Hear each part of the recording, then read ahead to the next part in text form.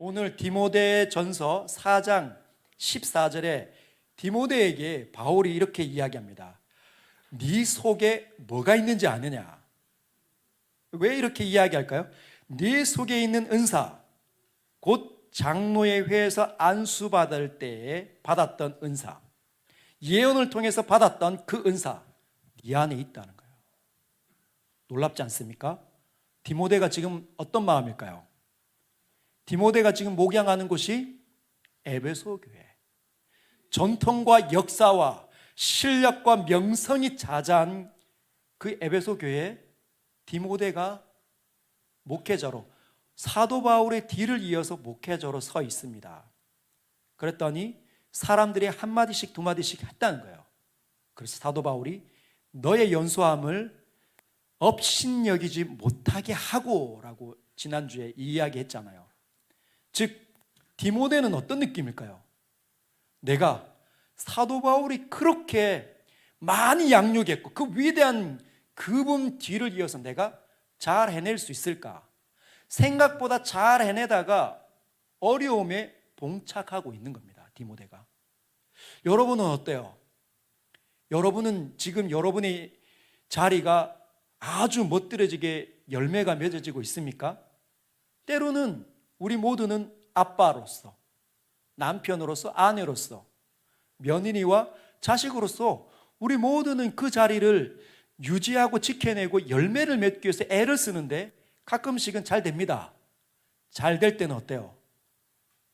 의시되고 뭔가 일이 잘 풀리는구나. 또는 직장에서 내가 하기만 하면 뻥뻥 터지네. 과장도 못하던 거, 부장도 못하던 거 나에게 탁 맡겨서 했더니 일이 막 일사천리로 되는 거예요.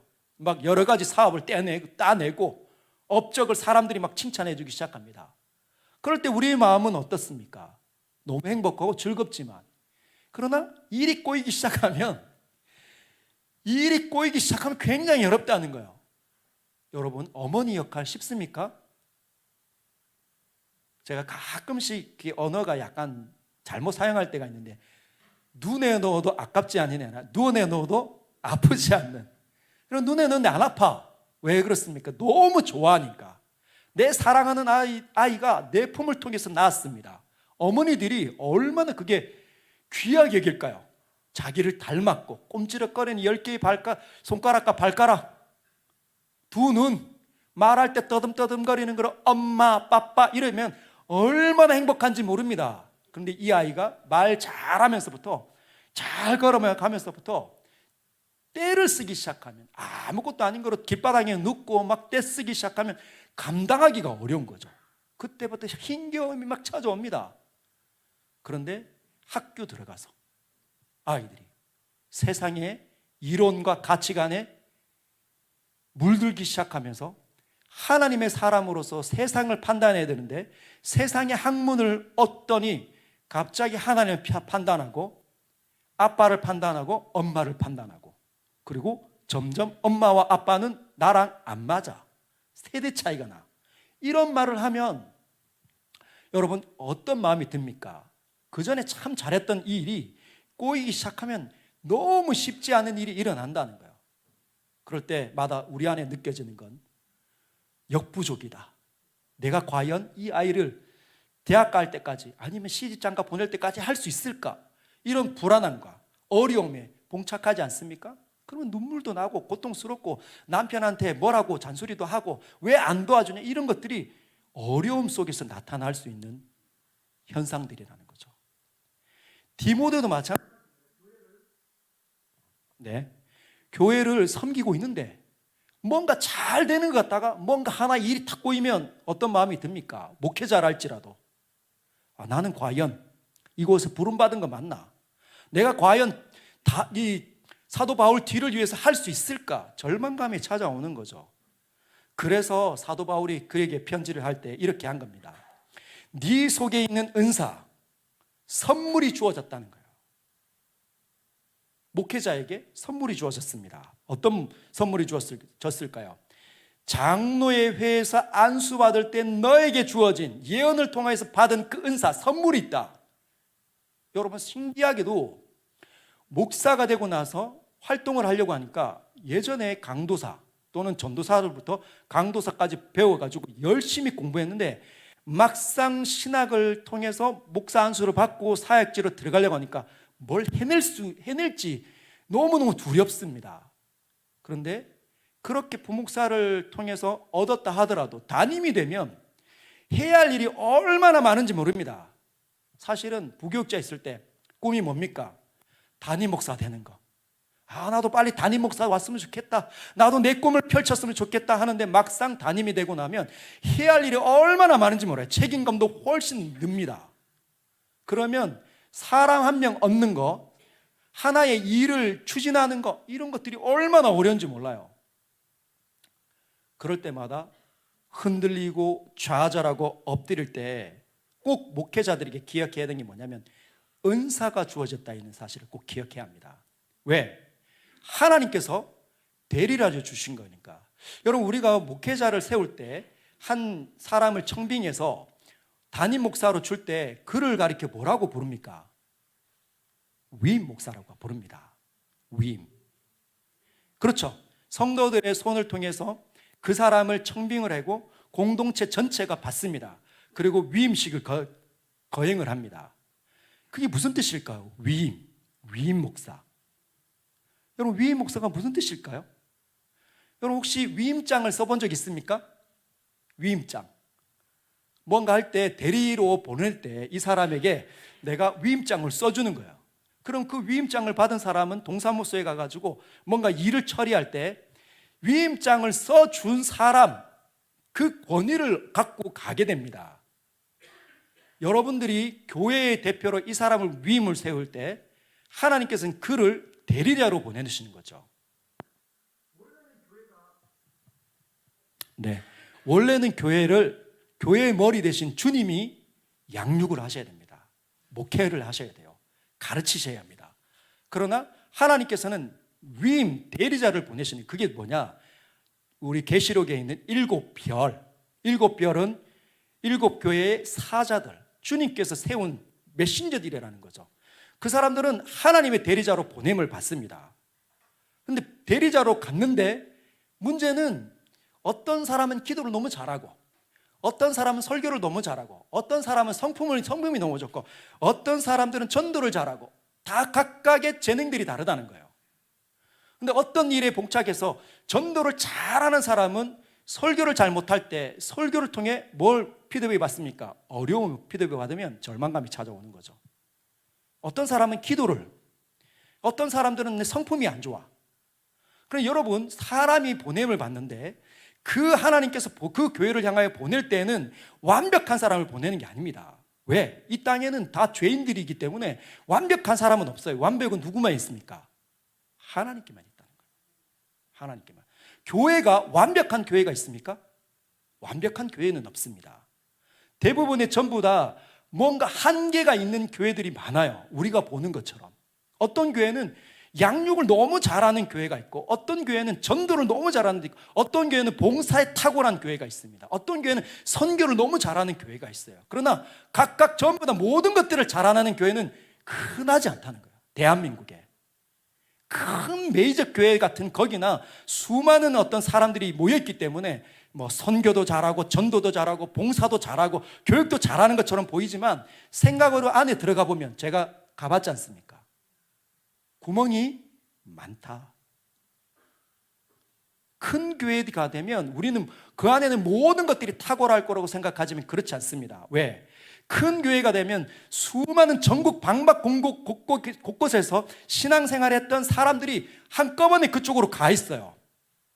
그러면 감리교회에서 신앙생활했던 사람, 성결교회에서 신앙생활했던 사람, 침례교회에서 신앙생활했던 사람, 장로교회에서 신앙생활했던 사람들이 거기 막 전도돼서 막 들어갑니다.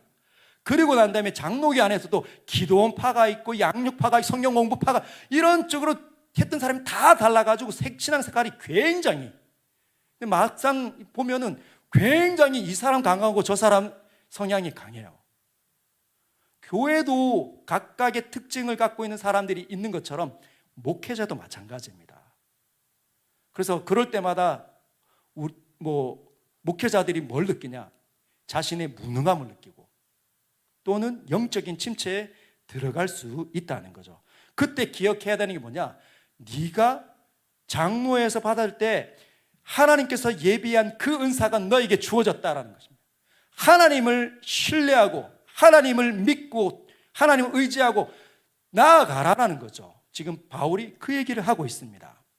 여러분, 가정도 마찬가지예요. 아빠의 역할, 엄마의 역할, 직장 다 누가 주신 겁니까?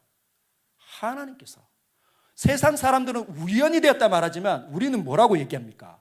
우연히 된 건 아니다. 내 남편 누가 주신 거예요?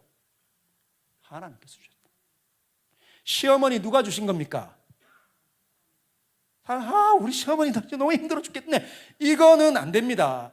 우리가 실제로는 그런 말 할 수 있지만, 말이 그렇게 해서 힘들어서 그렇게 원망하고 불평이 튀어나올 수는 있지만 우리의 가치관은 그게 아니에요. 뭐죠? 하나님께서 주셨다. 너무 힘들어가지고 원망하고 불평은 할 수 있지만 뭐죠? 하나님께서 예비했다. 무엇입니까? 하나님께서 나를 훈육시키기 위해서, 또는 내게 필요하니까, 또는 내가 전도하도록, 내가 섬기도록, 그 수많은 것들이 복잡하게 얽혀서 나에게 주어지는 거죠. 우리는 믿음의 사람들입니다. 알고 있습니까? 그런 것처럼 남편, 아내, 자녀들, 왜 내 아이 자녀는 전교 1등 안 하나? 그렇게 생각할 필요 없다는 거죠. 나에게 꼭 필요한 사람, 내가 돌보고 나의 사랑을 통해 하나님을 만날 수 있는 사람 나에게 주어졌다는 겁니다. 1차적으로. 그게 가정 속에서 나타나야 되는 모습들이라는 거예요. 사랑하는 성도 여러분, 믿음을 갖추시길 주님의 이름으로 축복합니다. 우리 모든 것들을 가볍게 여기면 안 돼요. 세상 사람들은 굉장히 가볍게 여기서 뭔가 부딪힐 때마다 내려놓고 던지려고 하지만 우리는 그렇지 않습니다. 우리는 그 모든 것들을 무겁게 받아들이는 거예요. 왜? 하나님을 믿기 때문에.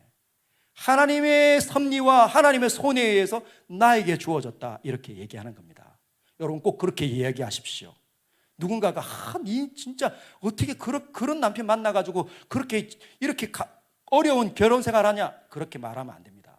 나에게 꼭 맞는, 내가 사랑하는 나의 남편 주셨어, 이렇게 인정하십시오. 여러분, 제가 한 번씩 이야기하지만 우리가 누군가 친구들을 만나가지고 내 남편 욕하든지 아니면은 우리 아내의 허물을 이야기하면 그들이 듣고 뭐라고 판단 내리시는지 아십니까? 고소해야 합니다.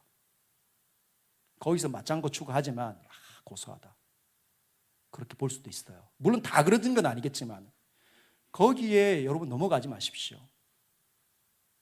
마귀는 우리로 하여금 늘 원망하고 늘 불평하고 자기가 받은 걸 감사하지 않고 만족하지 않도록 우리를 자꾸만 부추길 겁니다. 우리의 이 안에 있는 거짓된 본성을 자꾸만 부추길 거예요.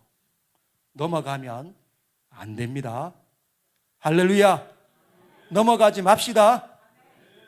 그리고 15절에 이렇게 돼 있어요. 그래서 너는 이 모든 일에 전심전력해라. 여러분, 이 모든 일에 전심전력하라는 게 그게 무슨 뜻일까요?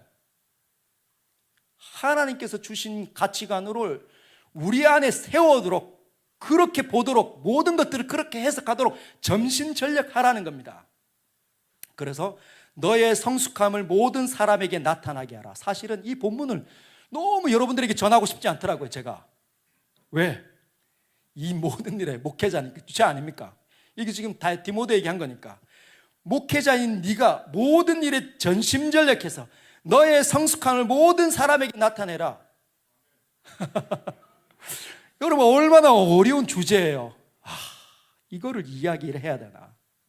모든 일에 전심전력한 모든 일에 생각을 다 쏟아야 되는 겁니다. 사실은 원문 자체는 이 모든 일에, 이 같은 일에 전심전력하라는 게 있어. 항상 생각하고 또 떠올리라, 묵상이라는 단어로 바꾸더라고요. 영어 성경은 meditate. 이 모든 일을 생각하고 또 생각해야 그렇게 본다는 거예요. 남편이 나에게 선물로 주어졌다는 것은 누구 말씀이죠?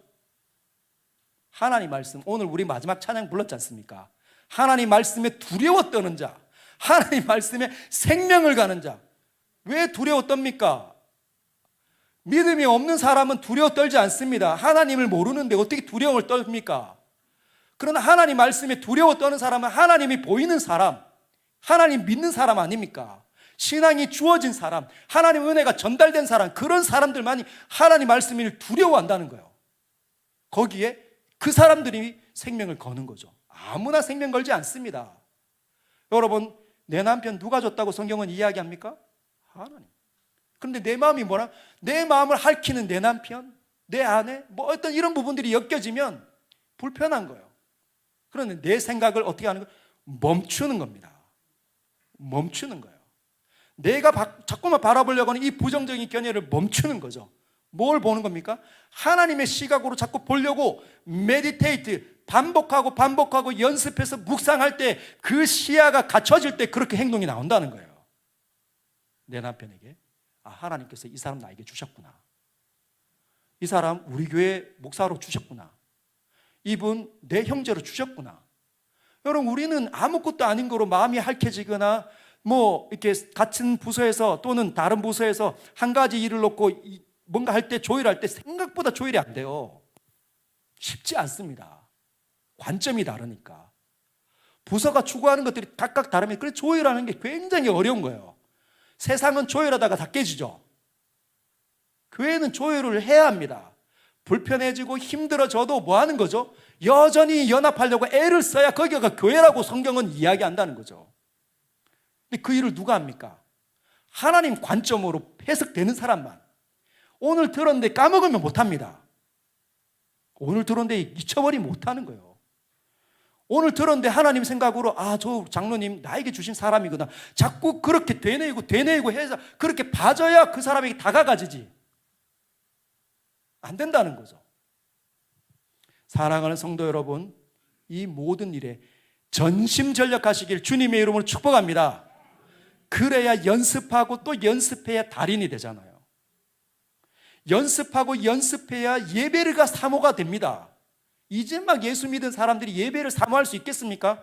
안 된다는 거죠. 신앙이 막 이렇게 추락했던 사람이 이제 막 은혜가 없는데 예배가 사모가 됩니까? 안 된다는 거예요. 은혜가 다시 부어지고 또 자리에 찾아앉고 기도하고 습관할 때 하나님 나라가 확 열리는 거지, 그냥 은혜 받았다고 해서 확 열리거나 삶의 진전이 있는 게 아니에요.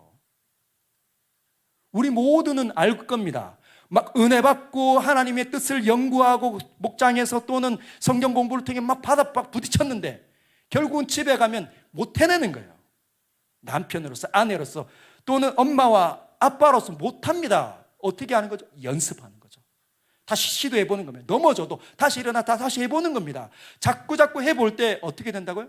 그때 달인이 되는 거예요. 연습을 안 하면 우리 안에 있는 이 게으름과 나태함이 그걸 하지 못하게 만드는데 그걸 거슬러 올라가는 게 묵상 아닙니까? 그거 해내시길 바랍니다. 그래야 성숙한다는 거예요. 목회자도 마찬가지지만 장로님들도, 우리 권사님들도, 우리 엄마와 아빠들도 내 자리에서 열매를 맺으려면 전심전력하는 것밖에는 답이 없습니다. 할렐루야. 그래야 우리를 보면서 누가 봅니까? 우리에게 복음을 듣는 사람들이 우리 보면서 하나님의 사람이 여기 있구나. 사실은 여러분, 제가 고등학교 1학년 때 교회를 처음 나갔습니다. 교회를 처음 나갔는데 너무 좋은 겁니다. 왜 좋았을까요? 이렇게 하나님을 위해서 사는 사람들이 천사와 같을 수 있을까라는 생각이 들었어요. 그때 제가 고등학교 1학년 처음 들어갔을 때 교회에서 어디를 갔냐면 애망원으로 갔어요. 애망원으로 딱 갔는데 1학년 때 가니까 애망원에 여러분, 선생님들이 같이 이끌어 갔지만 그 시절에는 고등부 하면 형 누나들, 고등학교 2학년 3학년 형 누나들이 이끌어 갔습니다. 한 70명 정도로. 주일날 애망원으로 섬기러 갔어요. 갔는데 애망원에 어떤 아이들이 있습니까? 약간 지체, 육신을 사용하는데 이렇게 어려움을 겪는 지체 장애자들이 거기 있으니까, 장애우들이 거기 있잖아요. 그 아이들이 밥을 먹는데 이게 흐른 거예요. 밥을 먹는데 흡니다. 그게 막 흥건하게 젖었어요. 누가? 교회 형, 누나들이 그걸 다 치우는 거예요. 제가 끼에서 막 흐르니까 교회 처음 나간 제 눈에는 너무 힘든 거예요. 그런데 그걸 하고 그 아이들이 있는 옷들, 이불들, 베개들 이걸 다 모아가지고 저기서 빨래를 하더라고요. 누가? 형, 누나들이. 교회 형, 그 누나들이 거기서 막 질근질근 빨면서 막 좋아하고 찬양 부르는 거죠. 제 눈에. 이제 막 교회 들어간 사람들 눈에, 사람이 눈에 천사처럼 보이는 거예요. 그 아이들이 처음부터 그랬겠습니까? 아닙니다. 연습하고 또 연습하고 어느 날 선배가 되고, 선배가 돼서 본을 보이기 시작하니까 후배들, 이제 막 나온 사람이나 후배들한테 귀감이 되기 시작하는 거죠. 저 같은 사람에게 복음의 통로가 되는 겁니다.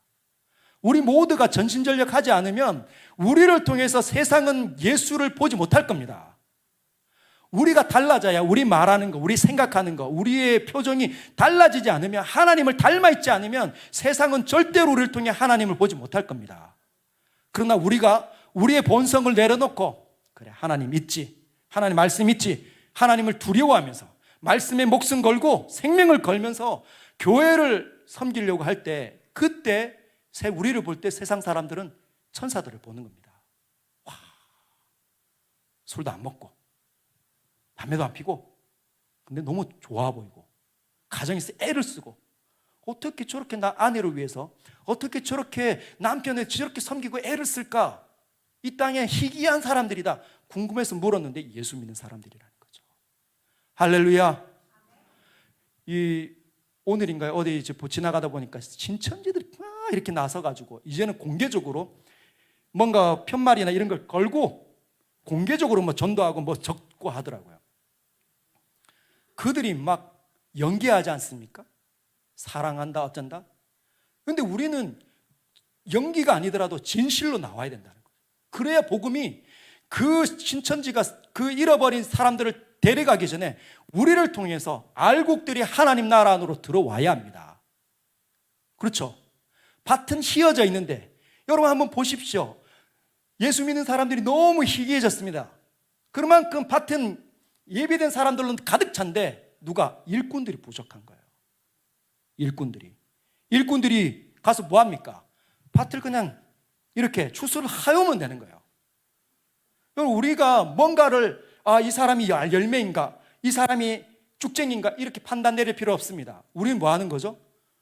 우리를 보내시는 하나님을 믿고 가서 복음을 전하고 하나님을 소개하면 됩니다. 우리를 변화시키고 우리를 이끄시는, 우리를 강력하게 도전하시는 하나님을 드러내 보이면 됩니다. 뭘로? 얼굴과 말과 행동으로. 그러면 그 사람 딸려오는 거죠. 하나님께서 예비한 사람 우리에게 붙여주십니다. 그때 우리는 그를 구원할 수 있습니다. 자, 마지막으로 16절. 네가 네 자신과 가르침을 살펴 이 일을 계속하라. 어떻게 해요? 네 자신을 살펴라. 그 다음에 가르침을 살펴라. 이걸 이으면 성경을 통해 네 자신을 살펴라. 성경을 통해 우리 자신을 살펴라. 그리고 이 일을 계속해라. 그러면 뭐가 옵니까? 이것을 행하는 네 자신도 구원받고 내게 듣는 자도 구원받게 된다는 거죠. 우리가 하나님 말씀에 우리 자신을 살필 때, 이걸 계속할 때 중단하지 않고, 하나님 말씀을 묵상하고 열고 연구하고 듣고 외우고 암송하면, 그걸 지속적으로 하면 그 사람 어떤 사람이 될까요? 하나님의 말씀에 정통한 사람. 그 말씀은 생명력을 가지고 오고 죽은 자를 일으키고 병든 자를 낫게 하는 기적의 말씀 아닙니까? 그렇죠? 여러분 믿으십니까? 그 말씀에 자기를 늘 적용시키고 그 말씀이 하는 대로 순종하고 따라가고 복종하면 하나님의 기적은 우리의 속에 범사의 일상이 될 수 있습니다. 근데 그 일이 아니면 믿음 자체가 우리에게 선명해지지 않아요. 말씀이 우리 안에 부딪히지 않을 때는 우리는 믿음이 약해집니다. 세상이 더 큰 거죠. 어렵고 힘들 때 낙심 옵니다. 우리 디모데처럼. 여러분 교회의 일들만 그 어려움이 겪는 게 아니라 아빠의 일, 남편의 일, 직장의 일 속에 수많은 것들이 우리를 무너뜨리려고, 그리고 이 일들만 그런 게 아니라 내 기질도 나태하고 게으르니까 연결되면 무너지기도 쉽고 또 뭐가 있어요? 마귀가. 여러분, 마귀는 절대로 여러분이 하나님의 사람의 길을 걷는 걸 기뻐하지 않습니다. 하나님을 기뻐하지 않기 때문에 우리가 하나님의 사람이 되는 걸, 온전해지는 걸 절대로 그냥 내버려 두지 않습니다. 수단과 방법을 가르지 않고 여러분을 무너뜨릴 거예요. 우리를 무너뜨릴 겁니다. 우리 교회를 무너뜨리려고 애를 쓰고 있습니다. 여러분 가정도, 여러분이 있는 직장도 마찬가지입니다. 하나님의 소리가 들리지 않는 한 우리는 하나님 앞에 엎드리지 않는다는 거죠. 여러분, 어려움이 있을 때 머리가 막 어지럽고 막 속이 상하고 힘들고 막 이렇게 고통스러울 때 기도됩니까? 아, 내가 이제 기도하러 들어가야 되겠다, 그런 마음이 드나요? 한번 떠올려 보십시오. 내가 고난이 오고 어려움이 딱 이렇게 겪어질 때, 내 안에서 시작될 때 나는 일반적으로 나타나는 현상은 뭔가? 기도하는가? 기도하는 사람 10명 중에 1명, 2명 있을까 말까입니다. 나머지 8명에서 9명은 뭐 한다고요? 고난에 그냥 들어가는 거예요. 기도 안 하고 잠자러 들어갑니다. 영적인 침체하러 들어간다는 거예요. 사랑하는 성도 여러분, 이겨내시길 바랍니다. 어려움이 있을 때 기도하시길 바랍니다. 하나님 앞에 무릎 꿇으시길 바랍니다. 그때 하나님의 기적이 나타나는 것 꼭 경험하시길 주님의 이름으로 축복합니다.